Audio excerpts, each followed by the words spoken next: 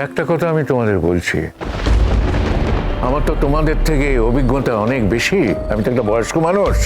কথাটা মানবে কিনা জানি না, তবে কথাটা শোনো। রোশনায়ের নাম নিয়ে এই বাড়িতে আর বেশি কথা বলো না।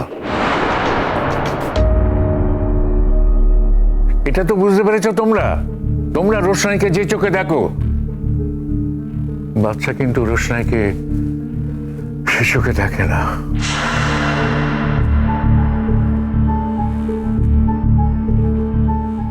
বারবার ওর সামনে রোশনাইয়ের সম্পর্কে এরকম বললে ওর তো একটা মানসিক পরিবর্তন হতে পারে, একটা জিদ আসতে পারে।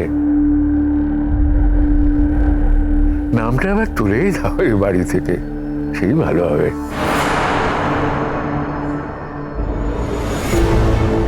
আমরা পার্মানেন্টলি এই বাড়ি থেকে রোশনাইয়ের নামটা মুছে দিতে চাই বাবা, যাতে ওর নাম আর কোনো দিনও এই বাড়িতে না ওঠে, সেই ব্যবস্থাই আমাদের করা উচিত। আর আমার বিশ্বাস গরিবা একবার এই বাড়িতে চলে এলে চিরকালের মতো রোশনাইয়ের এই নামটা এই বাড়ি থেকে ঘুচে যাবে। আর ওদের ডিভোর্সটা? বাবা, তুমি এটাও জানো? যা করার দরকার সেটা আমি বুঝে নেব। যে মিথ্যে বিয়েটা মন্দিরে হয়েছিল সেটাকে কেউ মানবে না, আর আমি যা করব তাতে ওই বিয়ে মান্যতা পাবেই না, কোনোদিনই পাবে না।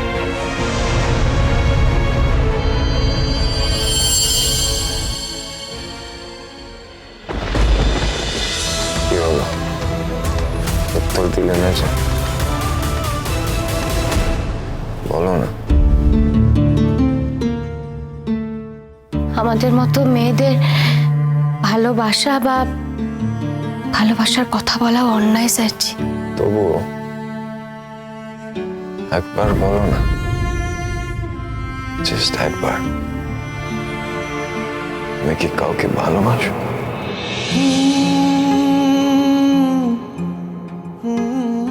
বলো না রোশনাই, বলো না প্লিজ, একবারের জন্য বলো, একবার বলো,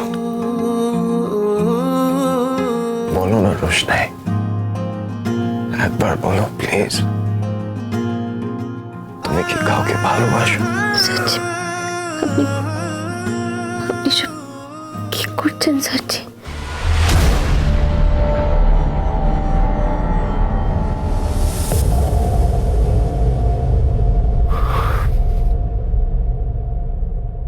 sorry Roshnai, I am sorry. আমার মাথা কাজ করছে না। আমি আপনার জন্য স্যুপ অর্ডার করছি। না না, আমি কিচ্ছু খাবো না, আমার ভালো লাগছে না। আমার কিন্তু খুব খিদে পেয়েছে স্যারজি। তো তুমি খাও না। ও, আপনার মনে হলো যে আমি একা একা খাবো? আমার এখন জ্বর হয়েছে, আমার শরীর ভালো লাগছে না, আমি কিচ্ছু খাবো না। রোশনাই সোম থেকে রবি প্রতিদিন রাত 10টায় স্টার জলসায় ও ডিজনি প্লাস হটস্টারে।